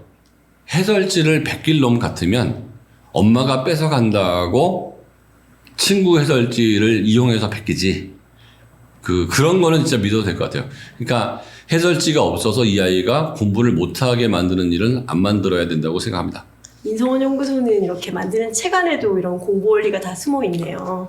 책 안에 공부 원리가 숨어 있는 게 아니고 모든 수업이나 모든 교재가 제가 평생 연구했던 우리 아이들이 서울대학교 아니면 의과대학을 갔던 그 노하우들을 초등, 중등, 고등에 집어넣는 거고 네. 그래서 그냥 과목에 대한 이해도 있지만 거기 학습법까지 같이 들어가 있으면 훨씬 효과적으로 공부할 수 있게 된다고 너무 생각합니다. 좋습니다. 그리고 문제집에 있는 모든 문제를 반드시 다 풀고 넘어간다고 돼 있는데요. 대부분 이제 학생들 보면 서술형이 항상 비어 있고요. 관찰하다 보면 혹은 굉장히 분석을 요하는 킬러 문제들에 대한 문항들이 표시가 안 되고 그냥 넘어가는 경우가 허다합니다. 그래서 이런 것들이 시험에 나왔을 땐 진짜 대재앙이거든요. 그래서 빠짐없이 연습을 해야 되는 거니까 반드시 다 풀고 넘어가는 게 필요할 것 같습니다. 뭐 채점을 할 때 해설을 보며 확인하는 거 굉장히 제가 강조하는 거고 모든 문제를 다 풀려고 그랬는데요. 특히 이제 고등학생들 기출문제 푸는 요령 제가 좀 말씀드리면 네. 저는 고등학생들 기출문제 풀 때는 책을 2권 사라고 그러잖아요. 네. 하나는 맞았는지 틀렸는지만 표시하는 책 하나, 그 다음에 하나는 막 지저분하게 쓰는 책 하나. 경제적으로 정말 어려워도 그렇게 사세요. 그 책 한 권 더 사는 거 갖고서는 문제 살 필요 없는 게, 맞았는지 틀렸는지만 표시한 책들은 하나 갖고 있으면서 계속 연습하는 책에 틀렸던 것을 다시 표시함으로 인해서 내가 어느 걸 더 많이 맞았고 어느 걸 틀리는지를 표시하고 두 번째, 세 번째 반복할 때는 많이 틀렸던 부분만 다시 반복하게 해서 이 반복 주기를 짧게 가는 게 문제집을 올바르게 이용하는 방법입니다. 좋은 방법이세요. 그리고 오답 체크는 답이 아니라 생각을 고치는 것이에요. 문제가 맞아도 소장님 말씀대로 반드시 해설을 보면서 내 생각이랑 그 문제를 출제한 출제위원의 생각들이 일치하는지를 반드시 확인하는 과정을 거쳤으면 좋겠고요. 고3 학생들 같은 경우, 아니 고1, 고2도 마찬가지예요. 평가원에서 내는 6월이라든지 9월 아니면 수능을 볼 때는 해설지를 꼼꼼히 읽으면서 문제를 잘 풀고 경향을 파악하는 게 그 문제 분석이 아니라요. 답지를 읽으면서 본인 생각이랑 답지 생각을 맞춰가는 것들, 방향을 똑같이 만드는 것들이 분석을 하는 거거든요. 그래서 꼭 답지를 제대로 읽어서 정독해서 반드시 자기 생각과 그런 문제의 출제 의도를 잘 일치시키는 작업을 해야 합니다. 네, 제가 직접 하는 수업 중에서 C반하고 D반, 어린아이들이 듣는 반에서는 사실은 아이들한테 문제를 먼저 풀라고 하지 않아요. 네. 그리고 제가 풀어주면서 제가 푸는 방식을, 글을 읽는 방식을 아이들이 따라가게끔 연습을 시키고요. A반하고 B반은 그렇게 수업하지 않아요. 이미 1등급 정도 나오는 아이들이기 때문에 그 반에서는 네가 풀어라. 너희들이 풀어라. 그리고 그 반에서 제일 나이가 어린 학생 기준으로 시간을 체크해요. 자, 과거에는 뭐 시간을 충분히 줬더니 풀고 나서 놀든지 아니면 네. 그 시간에 맞춰서 풀더라고요. 아, 그렇죠. 그래서 안 좋죠. 아이들한테 약간의 그 경쟁심을 유발을 시킨 거죠. 우리 클래스에서 가장 나이가 어린 얘 기준으로 풀으니까 너는 다 풀면 손 들어라. 그러면 나이가 든 친구들은 쟤보다는 빨리 풀어야 된다고 생각하기 때문에 집중을 하고 이 어린아이는 형들한테 이기고 싶다는 마음에 또 집중을 합니다. 그럼 걔가 손을 들면 그 다음부터 제가 설명을 해요. 그러면 내 설명과 학생의 설명, 학생들의 설명의 차이점을 찾으라고 그래요. 제 설명이 옳다는 얘기가 아니고요. 네 방식에 내 방식을 조금씩 얹어가라는 거죠. 자, 그리고 나서 제가 수업하는 방식이 그래요. 뭐 예를 들어서 동아야 3번은 뭐니? 그러면 1번이요. 1번이 왜 답이지? 그러면 이러한 이유로요. 2번은 왜 답이 아니지? 이러한 이유요. 3번은 왜 답이지? 답이 아니지? 이러한 이유요. 이때 아이들한테 경청하게 만들거든요. 근데 그 중에 설명이 잘못됐으면 4번이 답이 아닌 이유는 이러한 이유요. 그러면 야 나경아 왜 4번이 답이 아니지? 이렇게 물어봅니다. 그러면 제 생각은 이러한 이유요. 그치, 이게 더 맞는 것 같아. 그럼 아이들이 고개를 끄덕거려요. 즉 다시 말하면 다른 학생이 얘기할 때도 집중을 함으로 인해서 나는 이런 식으로 오답이라고 생각했는데 쟤는 저런 식으로 오답이라고 생각하는구나. 그렇게 정답과 정답인 이유와 오답인 이유를 모두 체크를 해야 돼요. 즉 많이 문제를 푼다고 해서 성적이 반드시 오르는 건 아니고요. 문제를 풀면서 내 거가 되거나 내 실력이 올라가는 방식으로 문제를 푸는 게 훨씬 중요해서 무조건 문제집의 숫자만 많이 늘리는 것도 썩 좋은 방법은 아니라고 봅니다. 제가 국어 B반이랑 A반을 관찰하다 보면 이 학생들이 왜 1등급을 받고 그리고 성적이 점점 향상되는지를 봤을 때 이 수업은 그냥 보통 일반 국어 수업과 다르게 읽는 수업이 아니라 그 선생님께서 말씀하신 공부 원리대로 어떤 그 답지 의도랑 그 맞춰가는 과정인 것 같아요. 직접 해보게 함으로써 수업 시간에 뭐 하는 것들이 해결이 되거든요. 그래서 숙제 없이도 아이들이 만점 육박한 점수를 받게 하는 그런 노하우들이 숨어있는 정말 좀 값진 수업이라고 저는 생각을 합니다. 다음 이제 마지막으로 5단계 가겠습니다. 이제는 우리가 앞에 4단계에 걸친 어떤 그런 것들을 완성하는 단계인데요. 공부 과정을 점검하는 단계입니다. 너무 좋은 말이 적혀 있어요. 공부는 아는 것을 늘려가는 과정이 아니에요. 우리가 무슨 박사 논문을 적는 것도 아니고 아는 것을 늘려가는 과정이 아니라 범위가 있는 시험이기 때문에 모르는 것을 계속 줄여나가서 결국은 손바닥만한 하나를 남기는 거거든요. 모르는 것을 줄여나가는 과정이라는 거 아셨으면 좋겠습니다. 그냥 공부와 교양의 차이죠. 교양은 아는 것을 늘려가는 과정이고 네. 상식도 아는 것을 늘려가는 과정인데 공부에 있어서의 가장 큰 특징은 시험 범위가 있다는 거죠. 그 출제 범위 내에서 출제가 되기 때문에 그 공부를 잘한다는 것은 출제 범위 내에서 모르는 게 적은 거지 전반적으로 아는 게 많은 것은 아니라는 얘기예요. 그거는 심지어는 서울대학교 입학에도 출제 범위가 있고요. 수능에도 네, 출제 범위가 없는 것 같지만 출제 범위가 있습니다. 어느 정도 그 범위 내에서 문제를 내기 때문에 그 범위 내에서 내가 어떤 식으로 적용을 해야 될지. 즉, 내가 1등급을 받아야 되면 1등급을 받는 그 전략이 있고요. 모두가 1등급이 목표는 아니잖아요. 지금 현재 3등급, 4등급인 친구는 2등급이 목표잖아요. 그러면 2등급이 목표인 친구는 1등급이 목표인 친구의 전략을 세워서는 안 돼요. 네. 그래서 어떤 책을 보면 만점을 목표로 하는 1등급을 목표로 하는 책이 많이 있는데 사실 제가 쓰고 싶은 책 중에 하나가 2등급을 목표로 하는 책을 쓰고 싶어요. 왜냐하면 사실 1등급은 4% 이내인데 10% 이내만 드는 걸로도 만족을 해야 될 학생들이 80%가 넘잖아요.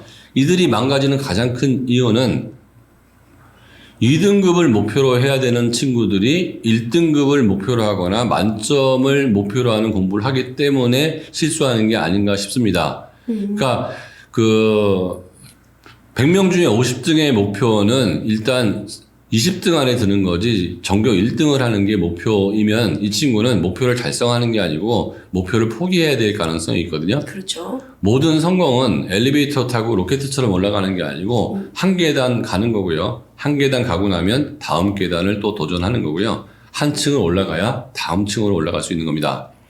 즉 다시 말해서 모두를 위한 방법, 모두를 위한 전략은 없고 이미 많이 하고 있다고 그러면 거기서 하나 더 좋은 방법을 쓸 텐데 아직 제 공부법 중에서 하나도 사용하지 않았다면 일단 가장 쉬운 한 가지를 사용하는 것으로 인해서 내 성적이 올라가는 것을 확인한다면 공부법에 대한 확신이 있을 거라고 봅니다. 자, 그 다음에 우리 5단계 점검 단계에서는요, 단권화된 교재를 굉장히 정독을 하는 것입니다. 정독을 통해서, 내용을 충분히 숙지를 하고요. 본인이 이제 앞선 필기들 있죠. 우리가 살아있는 필기들을 만들었단 말이에요. 그럼 이 노트 필기와 비교를 하면서 빠뜨린 것들은 없는지 혹은 그런 것들을 비교했으면 좋겠고 우리 앞쪽에 있었던 그 노트가 굉장히 활용도가 높아요. 목차 비교라고 돼 있는데 목차 학습법이에요. 앞쪽에 목차를 적어뒀기 때문에 거기 목차들을 보면서 살을 붙여가는 작업들을 하는 것도 굉장히 암기에 도움이 되고요. 그리고 문제풀이호 오답 노트라 그랬는데 저는 분명히 점검사항에 이렇게 뭐 틀린 문제라든지 아니면은 무슨 문제지 몇 페이지 이런 식으로 적도록 하거든요. 그러면은 의외로 단권화된 교재와 노트만으로도 공부가 굉장히 가볍게 될 수 있다는 것, 이것저것 보지 않아도 시험 전날 할 것들이 명백해진다는 거. 그래서 이렇게 잘 이용을 하셨으면 좋겠습니다. 이제 시험을 잘 보기 위해서 교재 단권화는 매우 중요한데요. 저는 그래서 그 중고등학생들 참고서 쓰시는 분들이 좀 종이를 넉넉히 해서 여백을 좀 많이 두고 참고서를 만들어줬으면 어떨까. 그렇죠. 너무 빡빡하죠. 빡빡하게 써가지고 여백에다가 뭘 쓸 칸이 많이 없거든요. 근데 그렇게 되면 2권, 3권을 갖고 다녀야 되는데 2권, 3권을 마지막에 돌리는 거하고 1권을 돌리는 거는 효율에서 차이가 정말 많이 나요. 그래서 그 사법시험을 보든 공무원 시험을 보는 친구들, 자, 수능이나 수능보다도 훨씬 더 공부할 게 많잖아요. 그런 분들이. 그분들이 해야 하는 마지막 단계의 작업이 단권하거든요.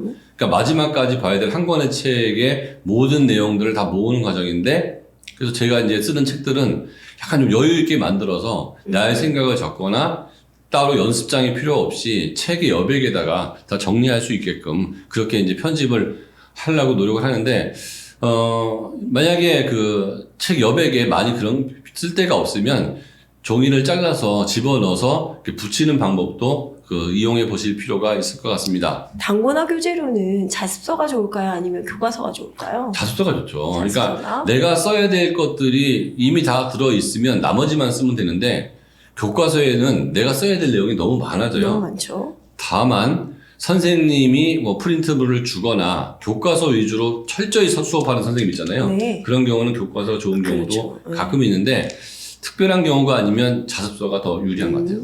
키워드나 이런 것들이 잘 정리되어 있고 목차별로 잘 정리가 되어 있기 때문에 자습서의 단권화를 만드는 걸 권유를 드립니다. 자, 이제 공부법도 이제 살살 마무리가 돼 가는데요. 그러니까 오늘 같은 경우에는 그 혼자 공부하는 방법, 그렇죠? 학원을 다니든 학교를 다니든 학원을 사실은 혼자 공부하는 방법만 잘 파악을 하면 완전히 뭐 줄일 필요는 없겠지만 한 3분의 1은 줄여도 크게 무방하지 않은가. 학원 다이어트 좀 할 필요 있는 것 같고요. 그리고 혼자 있는 시간에 공부를 제대로 잘해야 성적이 올라간다는 것. 이제 다음 시간 예고를 미리 말씀드리면 드디어 시험 잘 보는 방법입니다. 그러니까 평상시 공부를 많이 했는데 성적이 나오는 학생이 있고 성적이 안 나오는 학생이 있거든요. 이제 4월 중간고사도 이제 얼마 안 남았잖아요. 얼마 안 남았네요, 진짜. 네, 4월 중간고사도 얼마 안 남았어요. 자, 시험을 잘 보기 위해서 평상시 공부는 어떻게 해야 되는지, 시험 보기 일주일 전엔 뭘 해야 되는지, 시험 전날에는 뭘 해야 되는지, 시험 당일날에는 뭘 해야 되는지, 저는 그렇게 얘기합니다. 시험은 계획이다. 실력 좋은 사람이 그 시험을 잘 본다고 많은 경우 생각하겠지만 시험은 계획을 잘 세우는 사람들이 실력 좋은 사람보다 특히 이깁니다. 특히 내신 시험은 그래요. 수능은 계획보다는 어떤 면에서 실력에 가깝지만 내신 시험은 중간고사, 기말고사는 실력보다는 오히려 계획에 더 가까운 경우가 많아서 우리가 시험에서 생각하는 많은 오류 중에 하나가 야, 시험은 원래 평소 실력으로 보는 거야. No. 시험은 1초 전까지 계획을 세운 학생이 훨씬 더 유리하게 되어 있다는 사실. 다음 시간에 이제 시험 잘 보는 방법으로 나갈 거고요. 이 타이밍에 그 여러분들의 구독과 좋아요가 저에게 큰 힘을 주기 때문에 네. 요즘에 그 구독도 한번 눌러주시고 좋아요도 눌러주시고 오늘 다 들으신 다음에 많은 분들에게 추천도 좀 해주시고 그리고 그 실시간 댓글 이외에도 그 댓글 좀 많이 달아주시면 저희가 이 작업하는 입장에서 훨씬 더 큰 힘이 납니다. 자, 지금부터는 전화를 받습니다. 아니면 저희 그 이지수 선생님께서 그 채팅창에 올라온 질문 중에서 좀 선별해서 저한테 말씀을 해주시면 제가 대답을 하도록 하겠습니다. 신지우님, 열심히 패턴 공부법을 따라하고 있는 예비 중학교 2학년입니다. 매일 복습을 성실히 하고 있는데요. 단권화는 구체적으로 어떻게 만들어야 되는지 잘 모르겠어요. 예를 들어서 노트 필기 있죠? 그 다음에 교과서 있죠? 참고서 있죠? 선생님이 주신 그 프린트물 있죠? 굉장히 여러 권이잖아요. 교과서, 참고서, 노트 필기, 프린트물, 그 다음 문제집. 그러면 시험 때 이 5권을 봐야 되잖아요. 그럼 자습서에다가 이걸 합치는 거예요. 예를 들어서 프린트물에 있는 내용 중에 자습서에 거의 대부분이 있다. 그럼 프린트물이 필요가 없는 거잖아요. 그래서 프린트물에 있는 내용은 뭐 빨간색으로 마킹을 하고 프린트물에 있는 내용, 자습서에 없는데 프린트물에 있는 것만 잘라서 붙이는 거예요.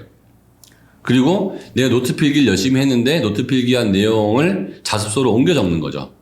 문제집에서 틀린 부분을 그 자습서에 해당되는 부분에 옮겨 적는 거예요. 그래서 마지막에는 자습서 한 권만 보면 될 수 있게끔 만드는 게 단권화입니다.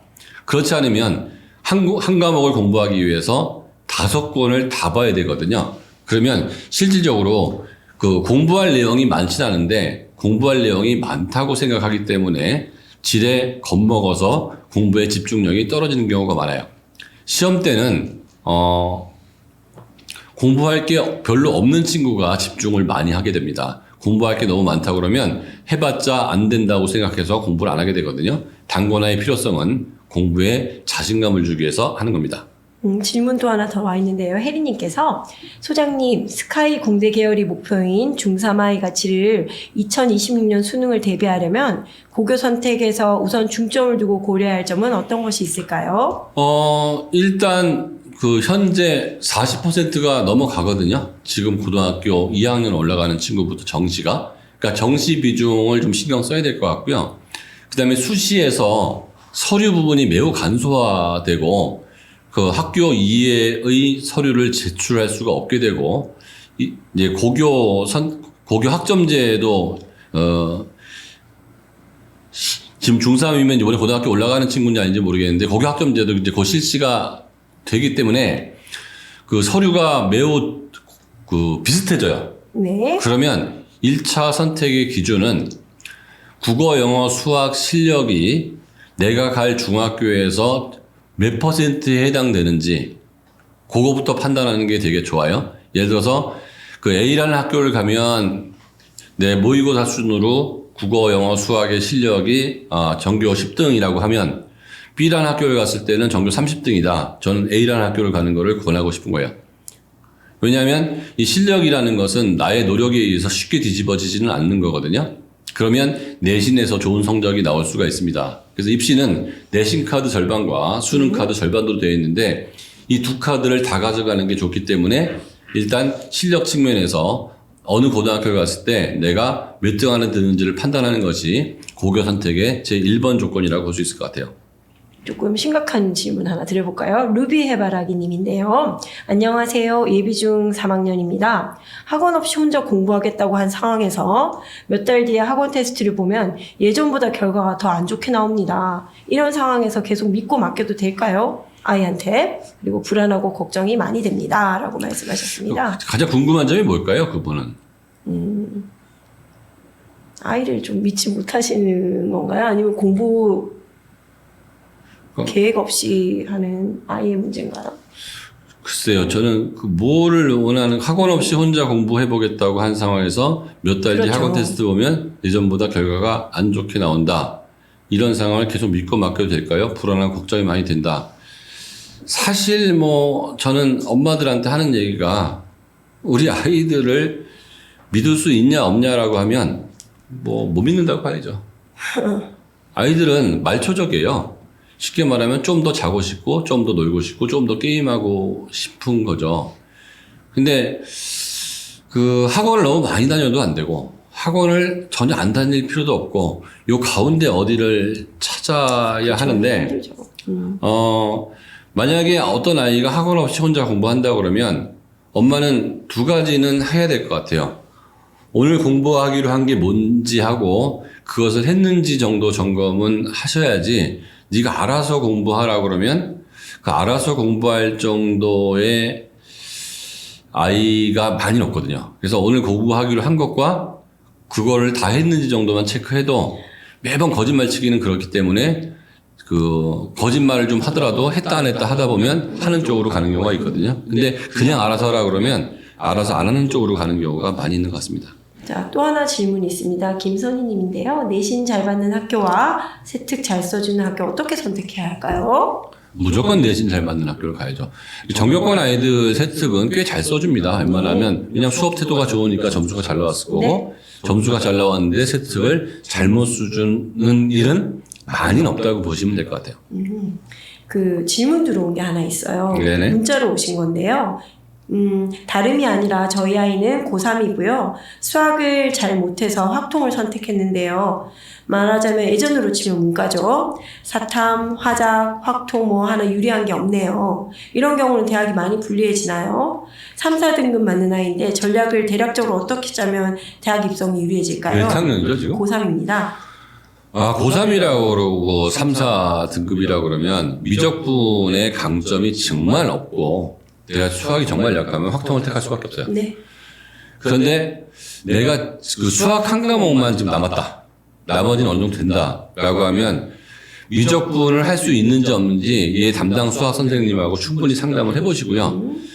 미적분을 할 수 있다고 생각하면은 미적분으로 가는 게 훨씬 좋은데 양하고 난이도가 미적분이 많잖아요. 네, 맞습니다. 그거를 극복해낼 수 있는 만큼의 가치는 있어요, 사실은. 요새 그 경희대 갈 정도 실력이면 고대 간다는 거 아니에요? 맞아요. 그러니까 그 미적분을 선택했으면, 그쵸, 확통을 선택했으면 경희대 갈 실력으로, 이제 이과는 이과 경희대 갈 실력으로 문과 고대를 간다는 얘기가 나올 정도이기 때문에 미리 준비하시는 분들은 당연히 엄매하고 미적분, 과학까지 가면 더 좋을 텐데 과학까지 못 간다 하더라도 지금 입시에서는 엄매하고 미적분을 선택하는 게 안전할 것 같고, 지금 제도가 주는 차이점이 정말 크기 때문에 마지막에 노력을 해서 점수 1점 올리는 게 보통 일이 아니거든요. 네. 근데 과목 선택에 의해서 점수가 올라올 수 있다면 지금 아직 3월이고 이제 2월도 얼마 안 남았지만 3월도 안 됐기 때문에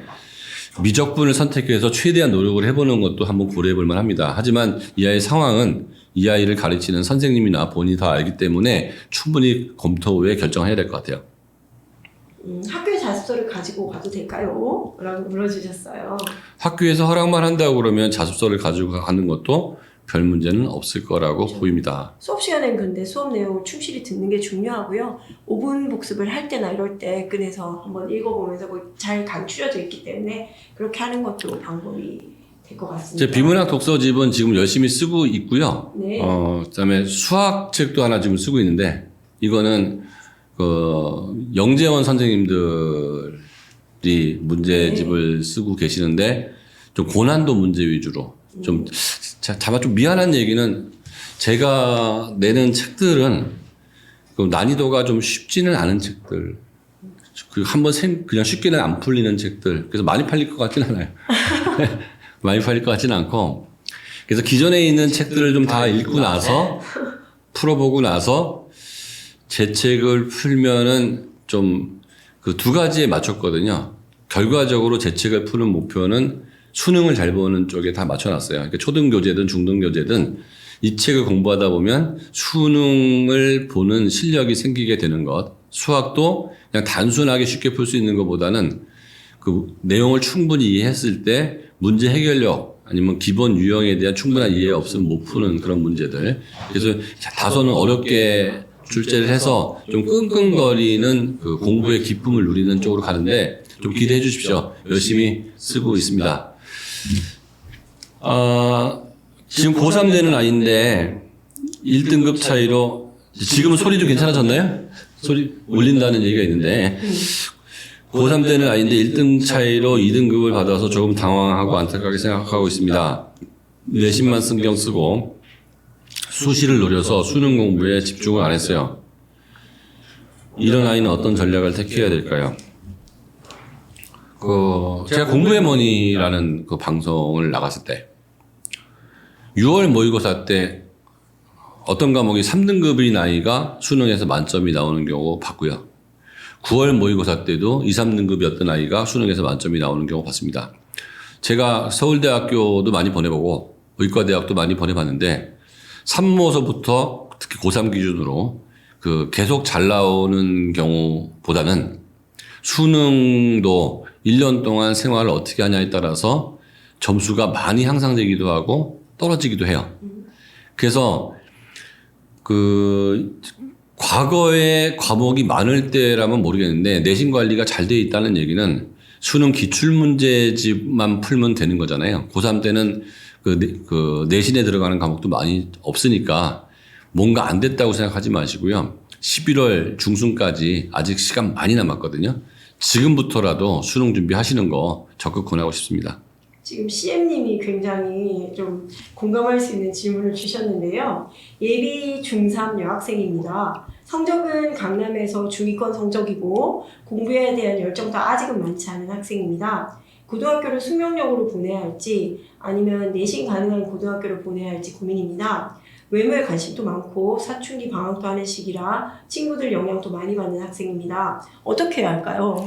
이게 숙명여고 정도의 학교를 가게 되면은 내신에서의 이점은 많이 포기를 해야 될 것 같고 네. 수능 위주의 공부를 해야 될 것 같고 근데 강남에서는 뭐 숙명여고를 안 가더라도 이렇게 만만한 고등학교가 별로 없어서 그렇죠. 아예 경기권이나 그 강북으로 건너가면 조금 유리하긴 한데 그렇게 되면 또 등하교 시간이 많이 걸리잖아요. 그렇죠. 네. 뭐 예비 중3이라고 그러면 지금부터 실력을 확 올려서 숙명여고를 가도 상위권이 될 수 있게끔 충분한 시간이 있으므로 전략을 잘 짜서 숙명여고를 가시는 게 선생님이 사춘기를 해결해 줄 수는 없잖아요. 그죠? 그렇죠. 사춘기를 해결해 주는 방법은 대체로 이제 성적이 잘 나오면 그렇죠. 많은 게 해결되죠. 이게 그러니까 공부 아주 잘하는 애들은 사춘기가 없어요. 네. 왜 없냐면 공부한 대로 성적이 나오는데 불만이 없잖아요. 너무 재밌기 네, 때문에. 그래서 성적하고 사춘기도 좀 연결이 되는 것 같고 아이고. 그래서 지금 그 고3이라고 그러면 뭐 얘기가 많이 복잡하지만 중3도 아니고 중2면 지금부터 고등학교 올라가기 전까지 국어, 영어, 수학 실력, 이 세 과목 실력, 과학이나 사회는 좀 덜 해도 되고요. 이 세 과목에서 좀 최대한 높은 실력을 만들려고 제 패턴 학습법대로 공부하셔서 실력을 올렸으면 좋겠습니다. 너무 크게 생각하지 마시고요. 하나라도 잡아주겠다는 생각. 거기서 성공하게 되면은 또 다른 것들에 성공이 가능하기 때문에 하나부터 잡아가는 것들이 필요할 것 같습니다. 자, 오늘 또 이제 어머니들하고 좋은 시간을 보냈고요. 다음 주에는 진짜 기대해 주십시오. 시험 잘 보는 방법, 시험력입니다. 우리 아이가 그 공부했던 것들을 시험으로 점수로 바꿀 수 있는 그런 공부법에 대해서 말씀을 드릴 거고 지금까지 수고해 주신 그 이주 선생님 감사하고 또 여러분들 다음 주에 다시 뵙도록 하겠습니다. 고맙습니다. 감사합니다.